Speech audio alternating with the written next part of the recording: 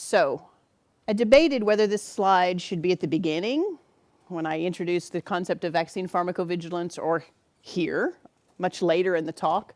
And I landed on here because it's really, we're going to be talking about this a lot with the causality, because most everything is written around with this term. All the slides I'm going to have that terminology in it. So just again, the official definition that you'll see in all the WHO documents, are any untoward medical occurrence which follows immunization and which does not necessarily have a causal relationship with the usage of the vaccine. So this really encompasses anything that can happen, but I want to encourage you to think about it in the terms of what we just talked about, how vaccines cause adverse events. So these are typically considered to be those adverse events which are injection process related or a direct effect of the vaccine components. These things that have to do with the usage of the vaccine. That's kind of what I think of injection process related. So that doesn't necessarily mean the vaccine caused it. It had to do with the injection. So I think that definition is trying to encompass those types of things. But I also think we have to think about these new types, our greater understanding that it also implies these things that are caused by the host response to the vaccine. So things like narcolepsy, or this big term, acute disseminated encephalomyelitis, or ADEM, as you see.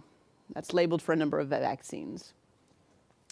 But because vaccines can cause adverse events in different ways, that it can be related to the injection or the way you reconstitute a vaccine, or it can be the host's genetics lying behind it, I think that we just have to think that we may need to approach the AEFI it may be different based on what the adverse event is. We have to think about all the possibilities. The way we think about an injection process related adverse event may be different than an adverse event we suspect may be caused by the patient's genetics. That's essentially what I want to say.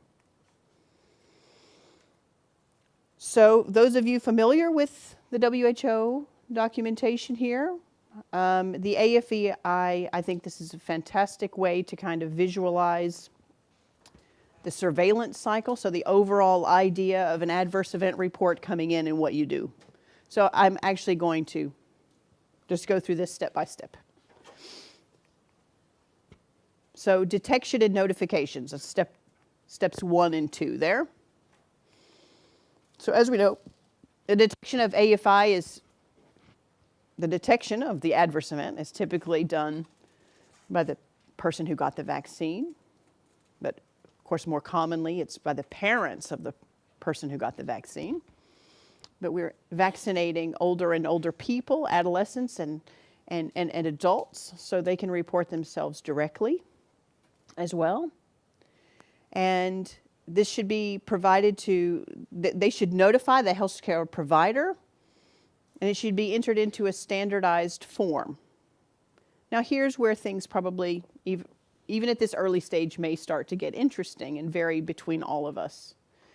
In some of your countries, it may be being done by the person who administers the vaccine.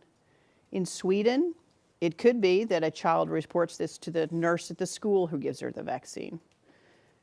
It could be in the Netherlands, where patients are able to report their adverse events themselves. The patient directly enters it into an adverse event form. They also might go to different places. In some countries, it may go to the immunization, the National Immunization Program office. Other times, it might go directly to the National Pharmacovigilance Center. But in general, the concept is the same, and I'm happy with the outcome. Someone suspects that they had an adverse event related to the vaccine, and they reported it to someone. This is the reporting form, which is available from the WHO website, which I believe most all countries probably have some form of. So you don't have to use the required one, but I just want to say that the WHO has identified a set of core variables which they think are essential information to gather. Information about the patient, information about the drug, information about the adverse event. And this is a way to harmonize the collection of information from all different sites.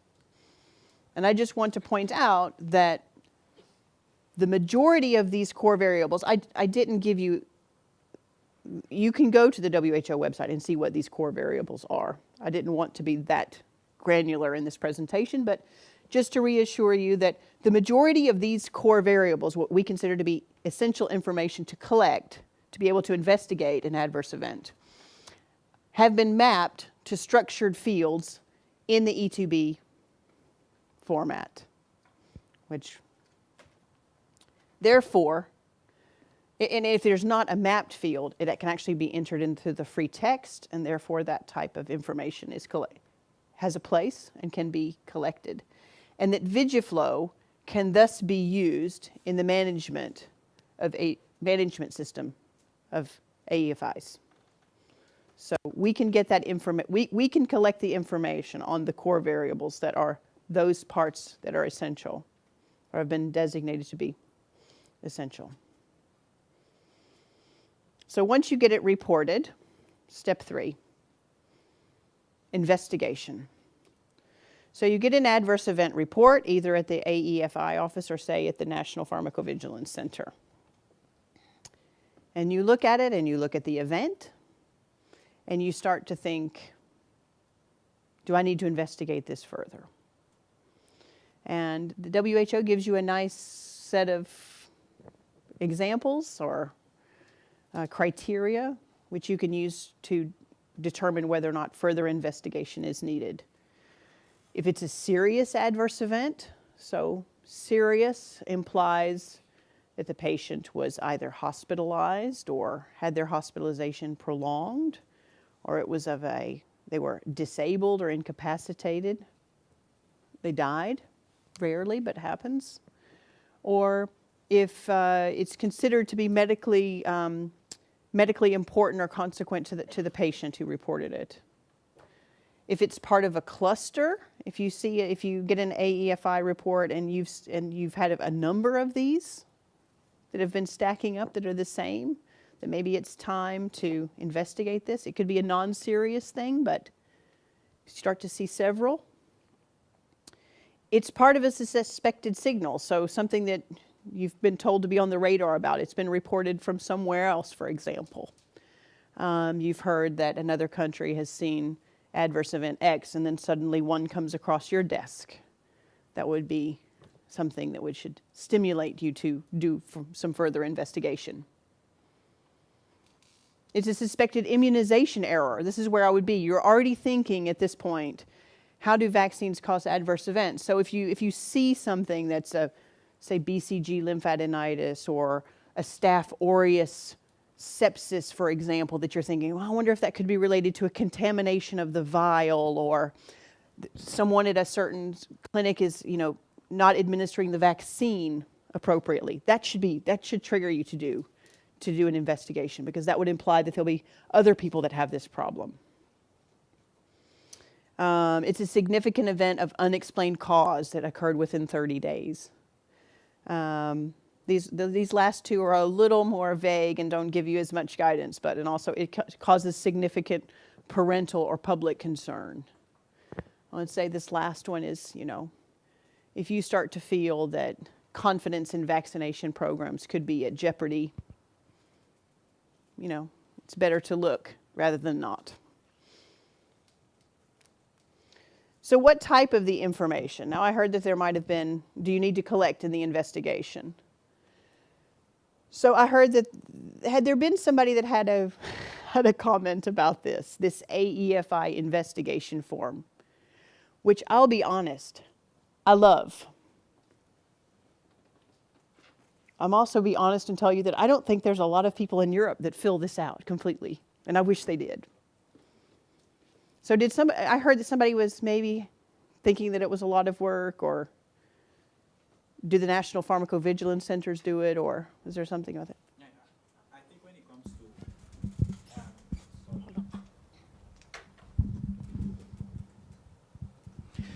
Yes, it's a lot of work that has to be done when it comes to investigation, especially for SAEs Yes. or serious AEFIs. You need to have your investigation form. You need to have the laboratory form also, which is, I think, is about 5 pages. The investigation form, I think, is about 3 or 4 pages, a WHO template. So by the time you gather all the information, you subject it also to the causality assessment, the new causality assessment from WHO, which is also about, I think, 3 or 4 pages. Yeah. It's a lot of work. Yeah. So this is, I can't fix that problem, just to be honest with you, but I want to hear this because this is the type of thing that I want to write down because we might have the opportunity to feedback. Just to give you a little encouragement and reassurance, I would consider that a lot of this information, so we'll just go through it, but so we need information from the patient, the family, we need it from the person who gave the vaccine.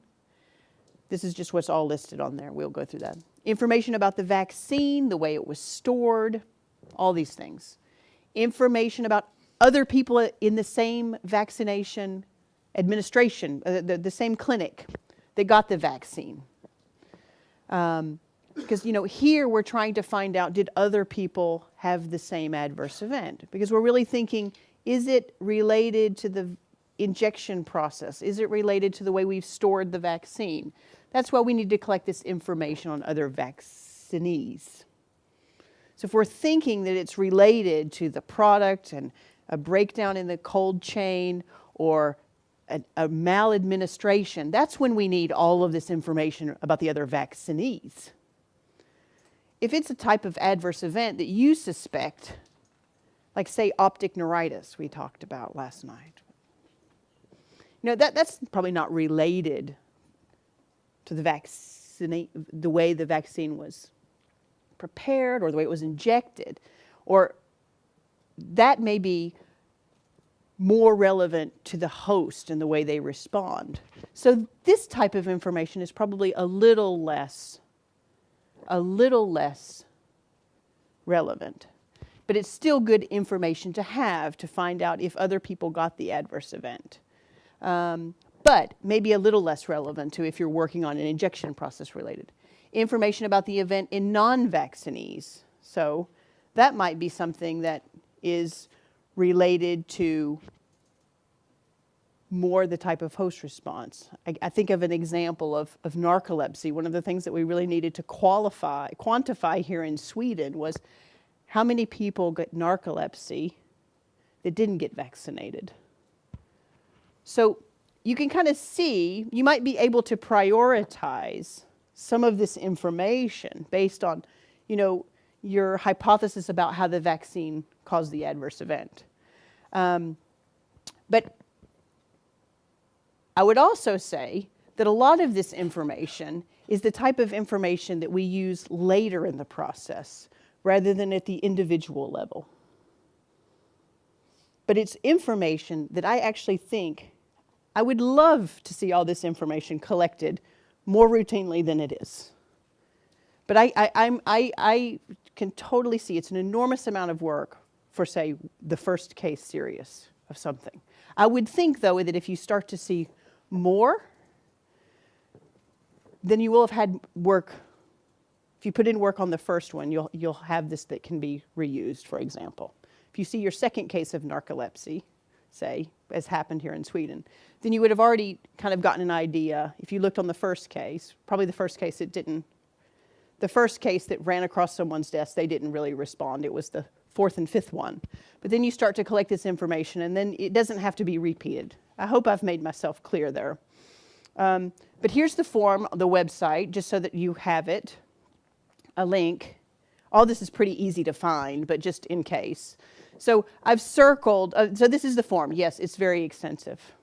And like I said, I've read an enormous number of PSYOMS reports on vaccine adverse events, and I never had all this.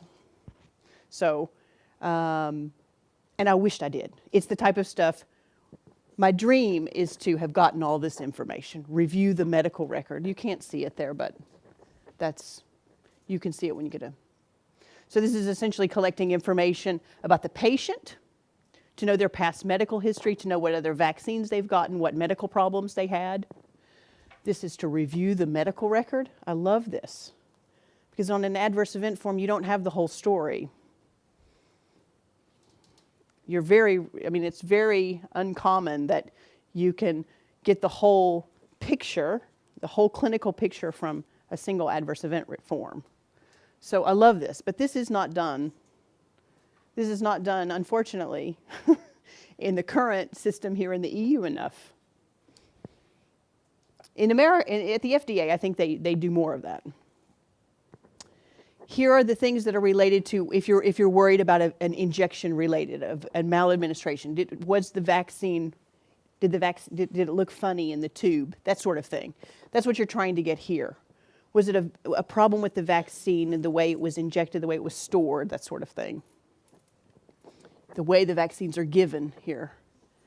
And here, this community investigation, that's what I think is, that's where you're trying to get an idea of, does this adverse event occur commonly in this population, in people that both got the vaccine and people that didn't? And all that's really helpful information to have, but I can empathize with you that it may not seem so relevant on the first case that you've found as serious. But I do think that collecting that type of information can be helpful in the long run if you end up seeing more cases, and you may not have to do so much work as more cases come in, so if they come in.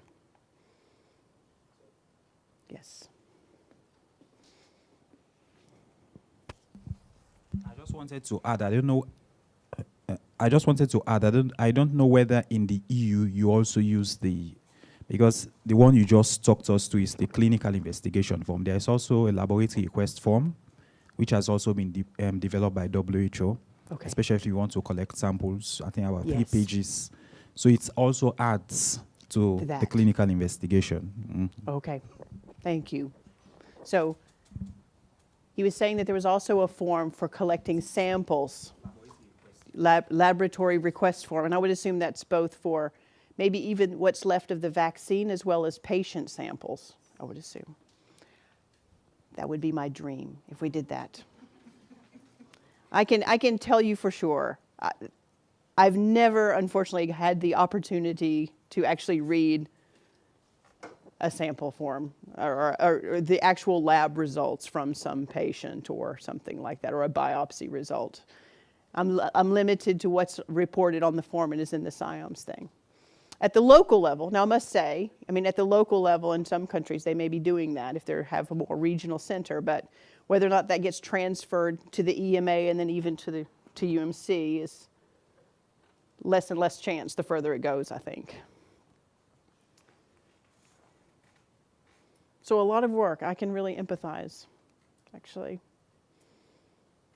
So I think this has been mentioned. So analysis and causality assessment.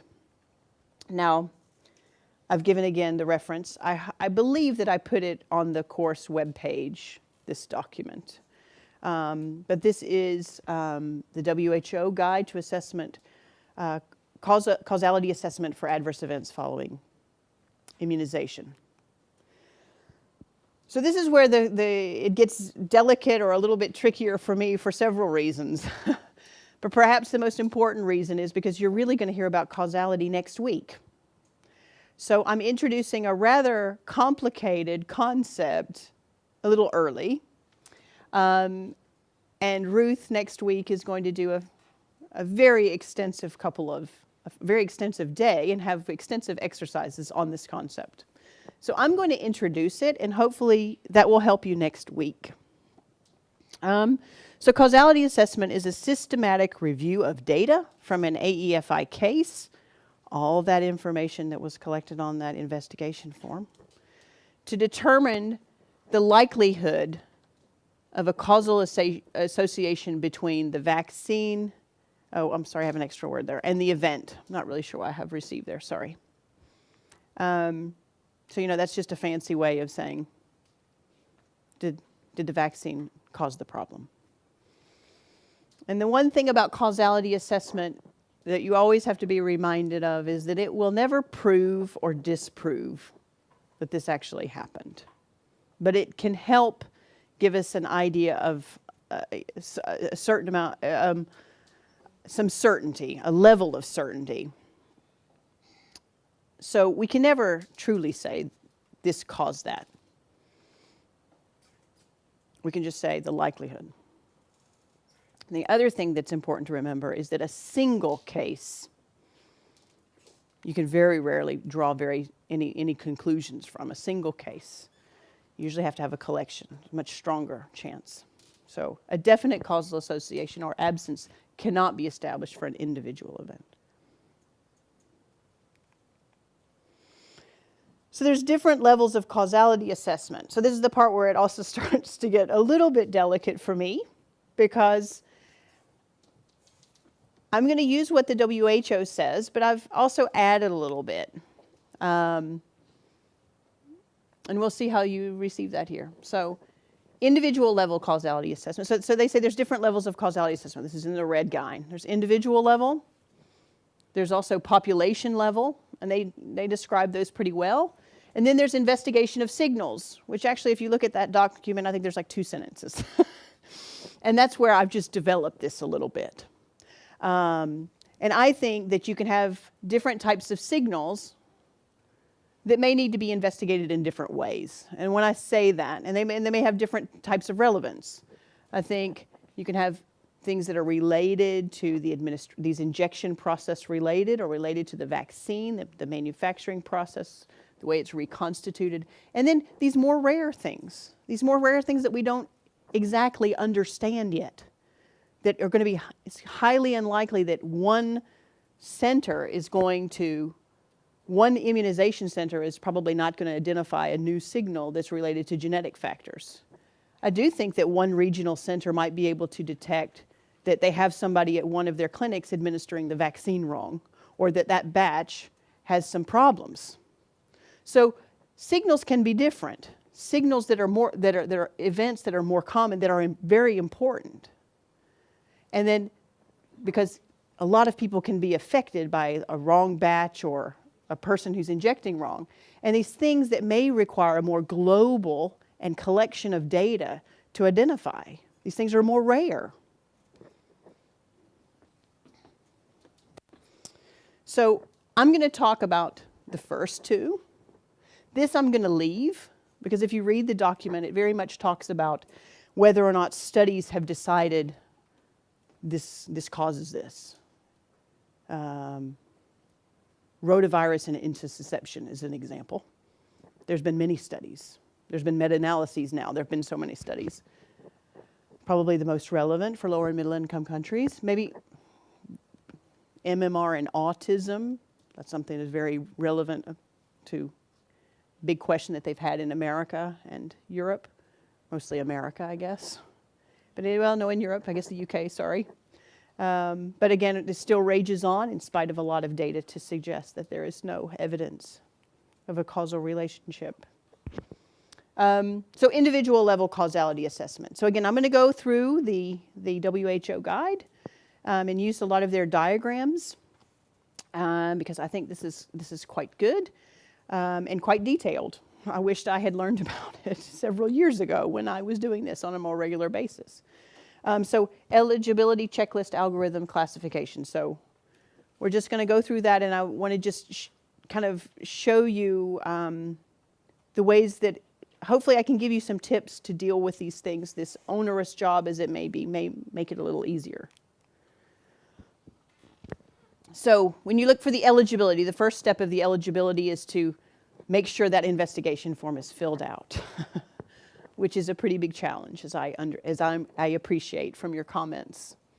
To identify the vaccine, to figure out what the diagnosis is, which adverse event is it that you're worried was potentially caused by the vaccine.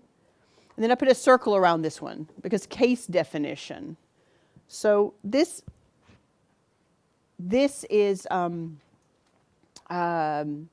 that's been a part of the WHO blueprint to make that much easier to investigate an event, so that you have an idea of if the event that was reported, if it actually is a true case, so you could say, I guess? Has it met the criteria that it's a way to harmonize the way that we diagnose these cases, in a way. So does anybody in this audience recognize the Brighton collaboration and routinely go to their website? Just the people that work in vaccines do. Is it new for everyone else? I think they have it, WHO has. No. I think this is the other thing also that makes the process long, laborious, because WHO has given a detail of it in the first publication you mentioned, the vaccine terminologies, Yeah. etc. Yes. So I think one of the challenges we have at the moment, it's like understanding the Brighton collaboration. Yes, simple, but it takes lots of energy. So if you had, for example, now 3 or 4 symptoms, you have to subject them to the Brighton collaboration to come up with a diagnosis before you start your causality assessment. So it's also real work and really expending of energy. And can I ask you, do you feel that you're able to collect all the type of information that the Brighton collaboration require? I'm wondering about your resources to be able to do that. I've been a member of a Brighton collaboration group for competence development, I must say. And I was actually very surprised at the level and intensity of that information that they were incorporating into the definitions. I mean, it was the highest level of certainty, but I wondered how feasible is the collection of all that information in a lower and middle income country?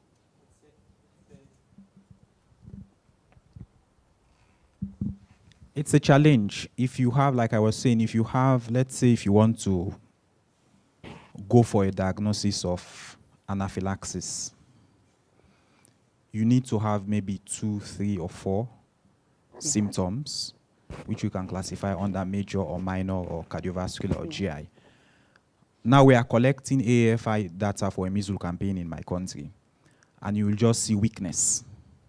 Mm-hmm. And if you try to subject a single symptom like weakness to the Brighton collaboration, it will not work, or you will just see vomiting.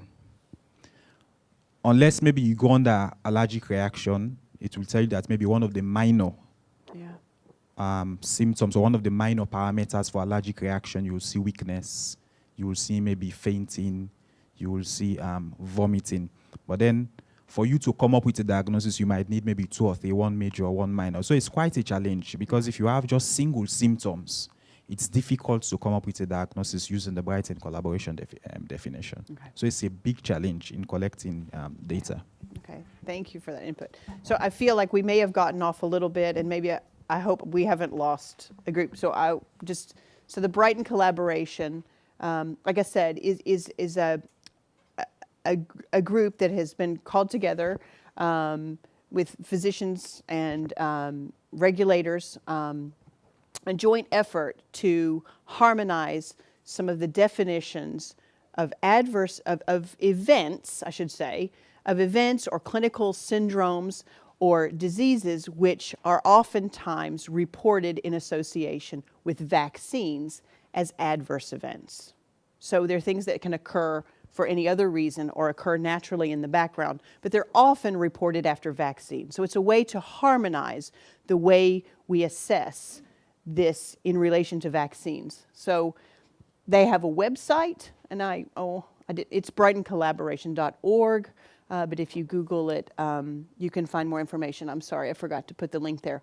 But this was as of 2014. I accessed this recently, so it's just not been updated. But these are the different events, shall we say, for which they have harmonized a definition. So, and they for each of these syndromes, they talk about the signs and symptoms, any sort of radiographic or biological findings. that would support this definition at different levels of certainty, with level 1, of course, being the most stringent. So, and I've been asked, when I was involved with a signal evaluation as a regulator, I was looking at the adverse event of acute disseminated encephalomyelitis. And I was doing it based on SIOMS forms, not even an AEFI investigation form. And I was told to go through all of these cases. I had about 35. Do these meet the Brighton collaboration criteria definition for acute disseminated encephalomyelitis? Which right here falls in there. And I found that a challenge because I was limited to what was reported. And I found it very difficult. So it can be, but I wasn't in the situation to actually collect the additional information, which I wished I would have been.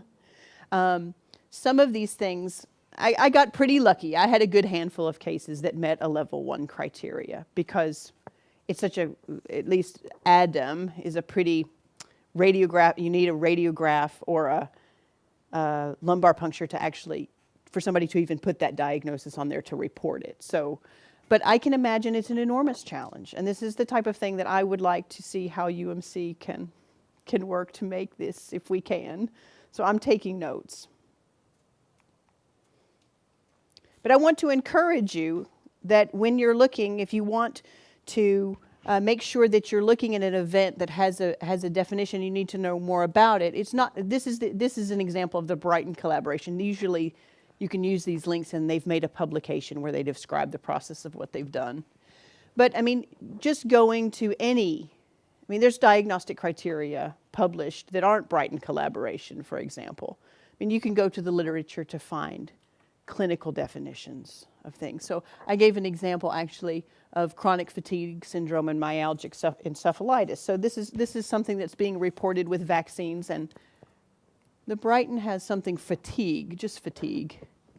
But in Canada, they've written this is a quite often referred to document, which is a clinical working definition of chronic fatigue. So if you have an event that you're concerned about, that came in on a report and you're not sure if it really truly is a case of that or you need to learn more about it, go to the web and see if you can find these types of things. So now we're on to this checklist. I'm sorry, I meant to repeat the slide. So that was just eligibility. That we need to make sure that we have the vaccine, we have the patient information, and we have the event. So now we're going to move to checklist. And I would assume this is here where you get, this I expect there to be a lot of discussion on, perhaps. So this checklist form that is given, again, this is individual level causality assessment. So the end result of this, I think it makes it a little easier. The end result, I'm just going to clip ahead here. The end result is that we want to decide if there's a consistent causal association, so that of pretty high certainty that the vaccine caused the event, or there's indeterminate, we don't really know, and then an inconsistent. There's enough evidence to suggest that no, the vaccine didn't cause the event, it was from something else. And then unclassifiable, which is essentially we don't have enough information, data at this time to even try to draw any conclusions. So I think it's helpful. I wish I'd put that slide earlier. So in this checklist, which is the second step, you kind of end up, you can see how these questions might relate to those endpoints. So I just wanted to bring that up. So the first question, I have another slide where you can see this better, but so this checklist has section number 1, is there strong evidence for other causes? So you can see that you're trying to figure out if this is inconsistent. Is there a known causal association with the vaccine? And there's a couple of questions related to that. There, with the vaccine or the vaccination. So you're going to find out about the product. You're going to find out how it was administered. And you're also going to find out about things like syncope, like were patient anxious. These things that could be related to the product or the injection. Again, that type of adverse event. Is there strong evidence against a causal association? This is a little, so again, we're looking to see consistent or inconsistent. We'll see what data is out there. This requires a little extra. And then qualifying factors. So these two big circles are really kind of related to the investigation form that you did. Collected information about the patient, the vaccine, their past medical history, and sort of other things. This really requires more stuff going to the medical literature. Is there strong evidence against a causal association? This other one's small one. Is there evidence in the literature? So, these come from your investigation forms. These here come more from looking to see what's been written about before. So just going through those. Is there strong evidence for other causes? So this is based on what you've collected on the investigation form. Does the patient have signs or diagnostic results to support a more likely explanation? So this is where your investigation in your lab forms may come into handy. Say you're worried that they got an acute disseminated encephalomyelitis, which has been reported with vaccines, but you have a CSF culture, a lumbar culture that actually has a bacterial meningitis, and that's not the vaccine you're worried about. So then you're like, well, no, they have meningitis for another reason. I actually gave this example of autopsy with intracardiac tumor because I believe that was the case. There was a young girl who died in the UK after they started an HPV vaccination program. And she had a sudden death, but on autopsy they found that she had another more likely reason to have died. She had a big tumor in her heart that had been undiagnosed. So number 2, this was the first section where I said you're going to have to go to the literature. It's not based so much on your investigation form. Is there a known causal association with the vaccine or the vaccination? And these are the types of questions I think, this is how I interpreted those questions. Can you find any epidemiological studies investigating the risk of the AE and the vaccine in the literature? Can you find any case reports? So different levels of certainty even there. So I'm saying you can look for epidemiological studies, but also it's helpful to look to see if any other doctors have reported this. Also, is there anything abnormal with the vaccine or the way that it was administered? So this is an example of information that you might find to help you answer. Number 2, is there a known causal association? Well, as I mentioned before, rotavirus, it has a lot of data to show that intussusception has been reported with rotavirus vaccine. So many that have a meta-analysis. But you also might find things that are just case reports. This is an ongoing signal right now, which was first reported in the United States, which the people that initially looked at that looked to the literature and said, well, somebody else has reported it. But there'll be different levels of, you might weigh these differently depending on how much data there is. This would be, you can make pretty strong conclusions based on this type of information. This a little less. This hasn't been proven. We haven't done a study yet. I just know that somebody else has reported it. So maybe I'll just keep it there to say, maybe something I need to think about, but nothing that I'll draw any strong conclusions on. I'm sorry, I feel like I'm going to go back to this slide here. I'm actually kind of trying to touch on some of these in section 2. Is there evidence in the literature?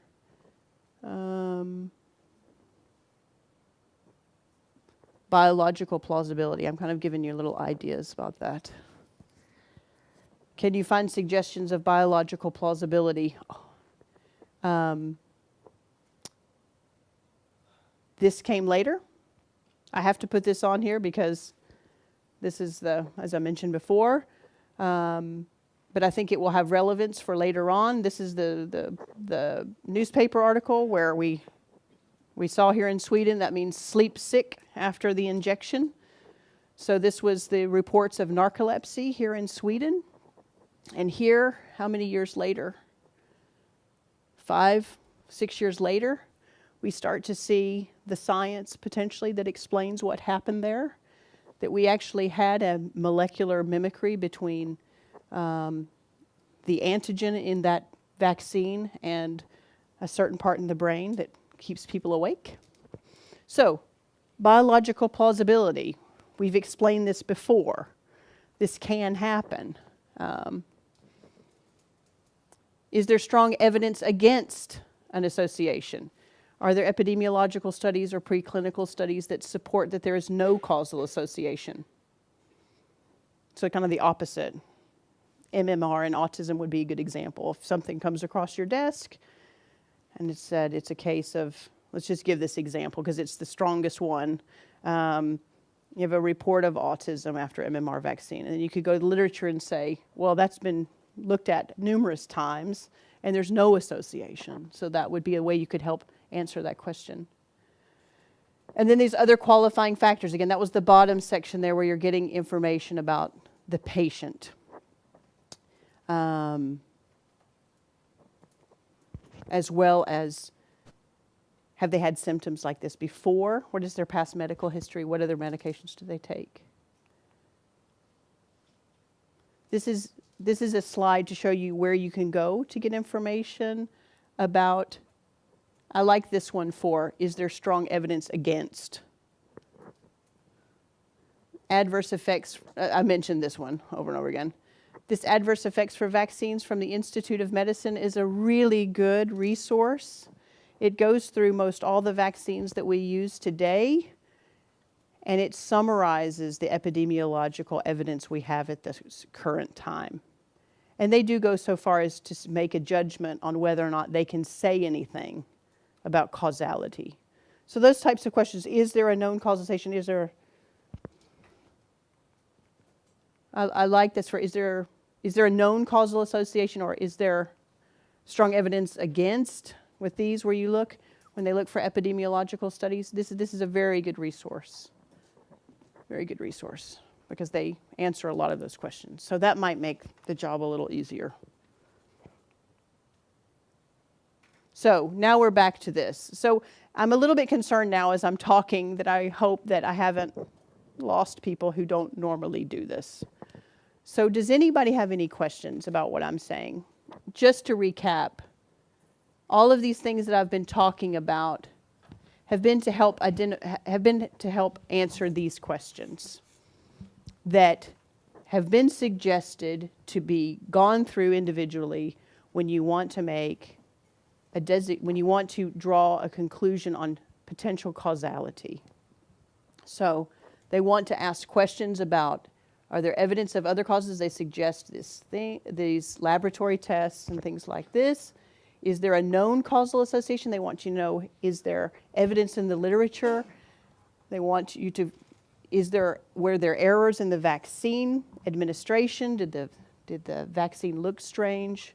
Could the event have been caused by anxiety? Is there strong evidence against a causal association? And then other qualifying factors. Those are, was there acute illness prior to the event? Were they taking something else? Did the event happen if they got a vaccine before? So I'm pretty centered on this form, I realize, that maybe not all of you are using. Do you kind of understand the questions? Do you understand why they're asking these types of questions and why they're important to be able to draw a conclusion on causality? That's probably the most important thing I want you to get out of this. But these are the types of information. You're thinking about the different types of adverse events and how they cause it, and we're trying to collect information that might support that a conclusion that it could have happened that way. So this is the algorithm, and this is kind of the flow sheet based on those sections that we just went through.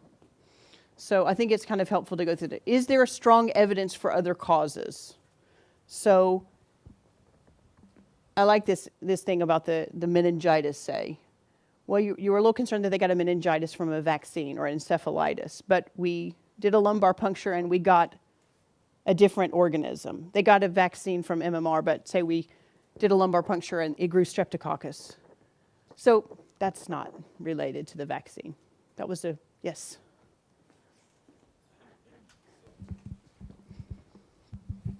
In relation to what you just said, we had a case, I think 3 weeks ago, measles and meningitis.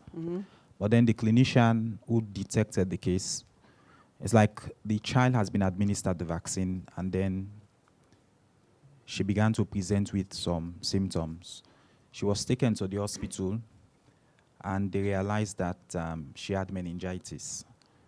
And a clinician called me because we have a forum wherein they will send notification. Somebody came to the hospital, she took measles vaccine, and these are the symptoms that I've diagnosed. But then meningitis came up.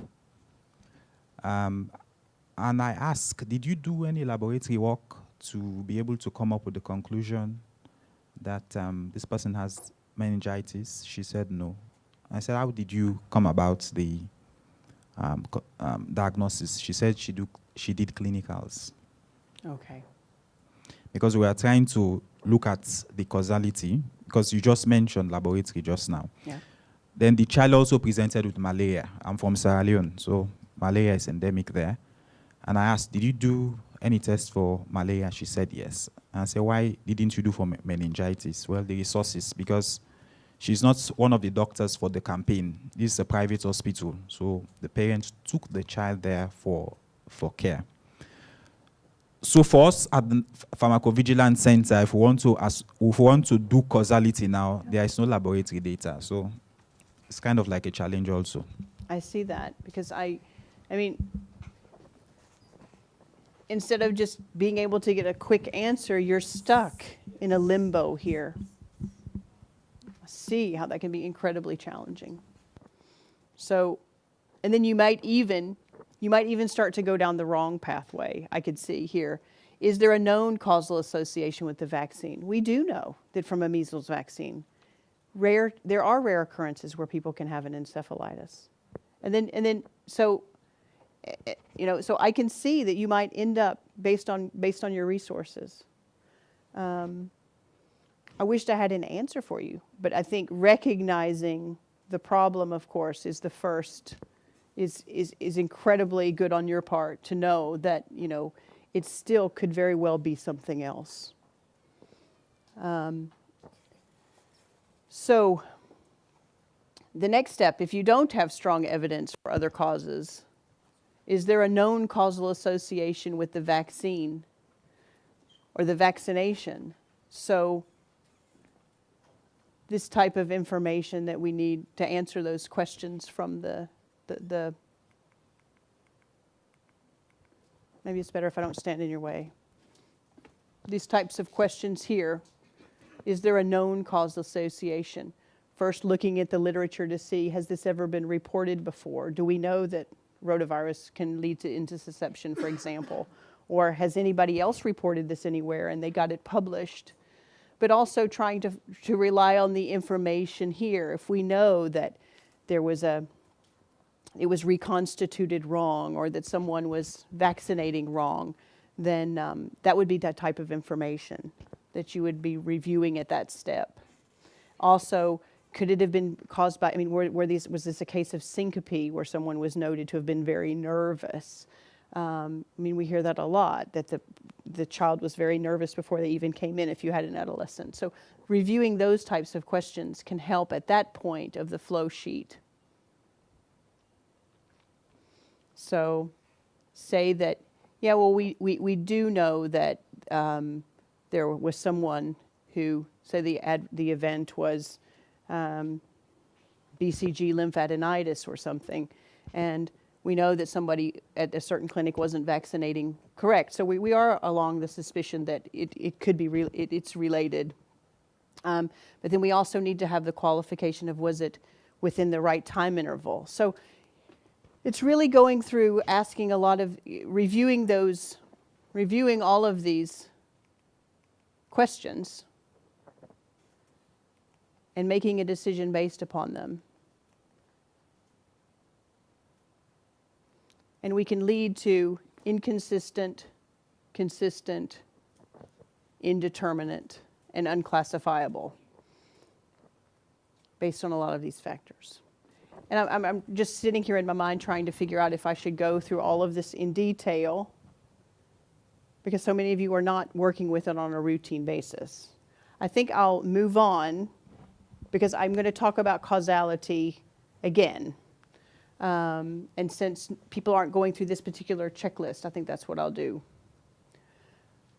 But this is probably the slide I want you to see, because this is what you're going to see next week. If you don't take anything out of this, except that when we want to decide whether an adverse event could be related to a drug, we decide on how certain we can be about it. Again, we can never draw strong conclusions. But I think this came up, and I made this slide in response to that, that this for adverse events for vaccines looks a little different than what we say for drugs. And I was hoping if I put them up side by side, I could convince you that maybe they're not all that different. That certain goes with consistent, indeterminate maybe with these two, probable or possible, unlikely with inconsistent, and then these unclassifiable more in this information. Yes? Just hold on. I think after this question or comment, I think we have to break for coffee. Oh, yeah. And then we will have another hour with Rebecca. So just to answer the question that had been raised, and if you can go back to that slide of the algorithm. So it's a little complex, but it's thorough in the sense, a question like you gave the measles vaccine and the child landed in the hospital, let's say the next day or the same day, then it's quite unlikely that it's in the window period for the encephalitis or meningitis that can be caused by the measles vaccine. So the plausibility and the literature search will guide you and move you to the right way, even if you are moving the wrong way. So it's pretty self-explanatory in that sense, but yes, it requires a lot of details together. So it is complex. And there are similarities with the drug causality methodology that you're talking about, but the nuances tend to get very complex. And as a result, whether investigation or causality for a vaccine tends to become more complicated than a drug. That is from our experience in India. Yeah. So even in this case, you will land up going back to, like the child had the measles meningitis, if I heard right, the next day. So even if they didn't have any investigation, they would, was it within the window period that was expected? They'll say no, and you will move back to the reviewing the qualifying factors and land up in the most appropriate method for evaluating the current evidence available.